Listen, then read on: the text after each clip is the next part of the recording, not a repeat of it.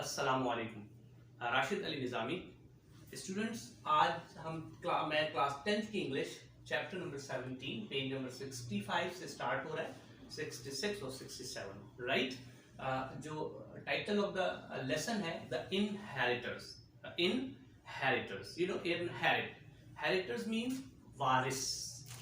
What does it means? Heritor means students वारिस, right. तो basically एक ओल्ड फार्मर था, एक गरीब और बूढ़ा जो था वो एक फार्मर, राइट।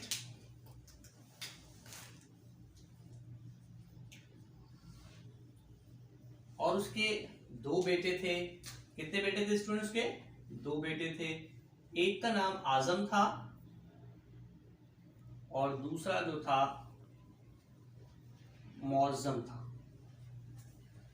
एक आजम और दूसरा कौन था स्टूडेंट? मौजम था, राइट। आजम मीन्स क्या होता है? बिग, लार्ज, बड़ा। तो आजम जो था वो बड़ा बेटा था, जबकि मौजम जो था वो छोटा बेटा था। अच्छा, इस बच्चों की जो वालिदा थी वो बचपन में ही डेथ कर गई थी, इंतकाल कर गई थी। और जब ये बड़े हुए तो वालिद भी उस दुनिया फानी से कूच कर गए, उनका इंतकाल हो गया। तो अब जो वालिद थे उन्होंने अपनी विरासत में तीन चीजें जो है वो उन्होंने, जिसको आप तरका कहते हैं, तीन चीजें छोड़कर गए थे। एक काव, राइट, दूसरा डेट पाम ट्री, और तीसरी जो चीज थी वो ब्लैंकेट, राइट। तो स्टूडेंट, वेरी इंटरेस्टिंग स्टोरी, बहुत ही बेहतरीन और जबरदस्त किस्म की स्टोरी है जिसमें आप बहुत कुछ सीख सकते हैं। जो फार्मर के दो बेटे थे, एक आजम और मौजम, उनकी वालिदा का बचपन में ही इंतकाल हो गया था, चाइल्डहुड। और देन जब वो बड़े होते हैं तो वालिद भी दुनिया फानी से कूच कर जाते हैं और वो अपने तरके में, विरासत में तीन चीजें छोड़ के जाते हैं। Number 1 cow, right, number 2 date palm tree, खजूर का दरख्त, और तीसरा ब्लैंकेट, ठीक है, जिसको आप कंबल कह लें। क्लियर? तो जब वालिद इंतकाल करते हैं तो जो दोनों बेटे थे, आजम और मौजम, दोनों एक अलग ही शख्सियत के मालिक थे। जो आजम था, he was very clever, बहुत चालाक था, ठीक है, बहुत चालाक भी था, तेज भी था। जबकि मौजम जो था वो बहुत ही कलमंद था और बहुत ही डिसेंट था, सब्र करने वाला था, अपने बड़े भाई की रिस्पेक्ट करता था। तो आजम मौजम से कहते हैं कि ऐसा करते हैं, वालिद की जो चीज है उसको हम आपस में क्या करते हैं, तकसीम कर लेते हैं। तो मौजम को हैरानगी होती है कि भाई ये काव को कैसे हम तकसीम कर सकते हैं दो हिस्सों में। अगर उसको काट दिया जाए तो यकीनन उसकी फौत हो जाएगी। तो आजम कहता है कि भाई इसका आसान सा तरीका है कि हम वर्बली क्या करते हैं, इसको दो हिस्सों में तकसीम कर लेते हैं। आजम ने कहा ओके, मौजम ने कहा ओके। तो आजम ने कहा कि काव का जो फ्रंट पार्ट है, जो अच्छा और बेहतर पार्ट है, वो तुम ले लो मौजम, और जो पिछला पार्ट है वो कौन, वो जो है आजम कहता है ठीक है मैं ले लेता हूं। तो वो बहुत खुश होता है कि भाई ने तो बहुत अच्छी तरीके से, बड़े भाई ने इस मसले को हल कर दिया, इट्स ऑल राइट। देन फिर क्या होता है स्टूडेंट, वो कहते हैं अच्छा इसका क्या सोल्यूशन है, डेट पाम ट्री। उन्होंने कहा इसके नीचे का जो हिस्सा है, जो ट्रंक है, वो तुम ले लो, मौजम को कहते हैं, बड़ा भाई कहता है, और ऊपर का हिस्सा जहां तुम नहीं चढ़ सकते, तुम ऊपर नहीं चढ़ सकते, लिहाजा वो हिस्सा मैं ले लेता हूं। तो मौजम कहता है, वो अग्री हो जाता है, खुशी खुशी इस बात को एक्सेप्ट कर लेता है कि मेरा भाई जो है वो कितना अच्छा है। देन फिर थर्ड आता है ब्लैंकेट। तो वो कहता है कि जब सन सेट टिल सनराइज, यानी कि सूरज के गुरूब होने से सूरज के तुलू होने तक, ये जो वक्त है, ये मैं, आजम कहता है, इसको मैं अपने पास रखूंगा, एंड होल डे, और पूरा दिन जो है वो ब्लैंकेट, कंबल को तुम अपने पास रखना। तो वो इस पे, मौजम इस पे भी अग्री हो जाता है, खुश होता है कि चलो भाई ये मामला जो है बहुत आसानी से, आसान तरीके से हल हो जाता है जनाब। जब सिलसिला आगे चलता है तो आजम जो है वो क्या करता है, गाय के पीछे हिस्से में से वो मिल्क, दूध जो है वो हासिल कर रहा होता है। मौजम का अगला हिस्सा होता है गाय का, लिहाजा उसके खाने पिलाने और उसकी देखभाल की जिम्मेदारी वो करता है।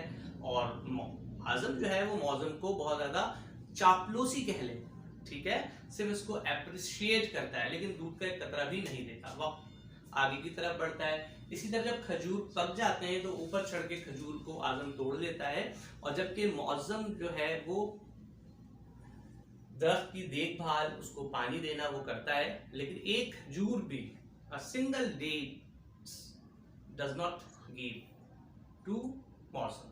इसी तरह ब्लैंकेट, रात के सर्दी के वक्त तो आजम एंजॉय करता है और साउंड स्लीप सोता है, जबकि मौसम जो है वो रात के वक्त वो सर्दी में जो है वो कांपता है, वक्त गुजरता जाता है। तो एक ओल्ड शख्स, एक बूढ़ा शख्स जो देहात में होता है, वो इस बात को ऑब्जर्व करता है, और जरा इस बात को देखिए उसने कितने अच्छे और हकीमाना अंदाज के अंदर, बेहतरीन अंदाज के अंदर इस बात को समझाने की कोशिश की कि अपने रविश को चेंज करो, राइट। तो उन्होंने क्या किया स्टूडेंट्स, उन्होंने मौसम से पूछा कि आप जो इसकी देखभाल कर रहे हो, तो क्या तुम्हारा भाई तुम्हें दूध देता है? वो कहता है नहीं, एक कतरा भी नहीं देता। तो वो कहता है listen to me and whisper, सरगोशी करता है कान में मौसम के, और उसे समझाता है, राइट। तो जब सेकंड डे आजम जो है वो गाय से दूध हासिल कर रहा होता है, तो मौसम जो है वो एक स्टिक लेकर आता है और उसके हेड पे मारता है। हेड पे जब मारता है तो गाय जो है to move here and there, move करने लगती है। तो आजम कहता है व्हाट आर यू डूइंग, तुम क्या कर रहे हो? वो कह रहा है मैं अपने हिस्से का जो फ्रंट साइड उसके साथ मैं कर रहा हूँ। जैसे कि मैंने शुरू में कहा था कि जो आजम है वो बहुत ही कनिंग, क्लेवर, अकलमंद नहीं, चालाक था, वो अय्यार था, वो समझ जाता है कि यकीनन इसको किसी ने ये बात समझाई है। तो वो कहता है ओके स्टॉप, रुक जाओ, मैं आधा दूध जो है वो हाफ तुम्हें दूंगा। मौसम कहता है इट्स ऑल राइट। देन कहता है, फिर कहता है और इसकी देखभाल भी मैं करूंगा। इस पे वो अग्री हो जाता है। इस तरह ये मसला हल हो जाता है, ठीक है, कि आधा दूध 50% मौसम, 50% आजम, और देखभाल भी दोनों की जिम्मेदारी होती है। इसी तरह एक दिन डेट पाम की ट्री पे आजम चढ़ा होता है। वो खजूर अभी उसने तोड़ना शुरू ही किया था, अ हैंडफुल, मुश्किल से एक मुट्ठी हुआ होगा, तो नीचे से एक्स दरख्त के ऊपर मारने की आवाज आती है। अब आजम जो है वो जब नीचे देखता है तो देखता है उसका भाई जो है वो दरख्त को काट रहा है। तो आजम चीखता है व्हाट आर यू डूइंग, क्या कर रहे हो? उसने कहा तुम देख नहीं रहे हो मैं क्या कर रहा हूँ? तो कहते हैं तुम्हें नजर नहीं आ रहा कि मैं तो इस वक्त दरख्त के ऊपर चढ़ा हुआ हूँ और खजूर तोड़ रहा हूँ? तो उसने कहा मैं अपने हिस्से के साथ कर रहा हूँ, क्योंकि नीचे वाला जो ट्रंक जो है वो मेरा है, मैं अपने हिस्से के साथ कर रहा हूँ, तुम्हें इससे क्या एतराज है? वो समझ जाता है फौरन, वो कहता है अच्छा ओके, मैं आधा खजूर क्या करूंगा, तुम्हें दूंगा। तो जो मौजम है वो इस पे सिर्फ रजामंद नहीं होता, बिल्कुल नॉट, नहीं। तो आजम कहता है कि मैं अब इसकी देखभाल भी करूंगा और उसको पानी भी मैं दिया करूंगा। तो देन अग्री हो जाता है मौजम कि उसको जो भी खजूर होगा 50-50 डिवाइड करेंगे, और पानी उसकी देखभाल भी आधी आधी दोनों की जिम्मेदारी हो जाएगी, राइट। इसी तरह एक इशू रह जाता है ब्लैंकेट, कंबल।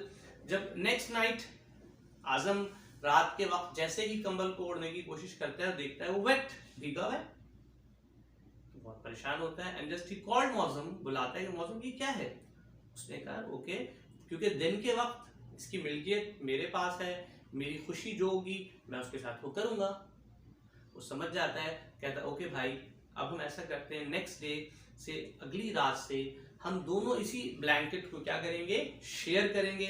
हम दोनों मिलजुल के इसी के अंदर शेयर करके आराम से दोनों भाई सोएंगे। तो इस तरह ये मसला भी हल हो जाता है।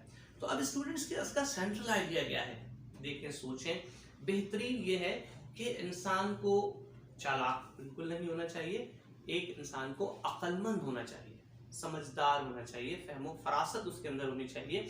और दूसरी बात, वो जो ओल्ड मैन था, जो एक देहाती था, उसने मसले को, एक गंभीर मसले को बगैर लड़ाई और झगड़े के कितने ऐसा तरीके से अंदाज दिया कि उसने अल्लाह ताला की दी हुई अकल को इस्तेमाल करते हुए इस उलझे हुए मसले को बहुत ऐसा तरीके से हल कर दिया। Student, that's very interesting story and I hope you got it all. Thank you very much.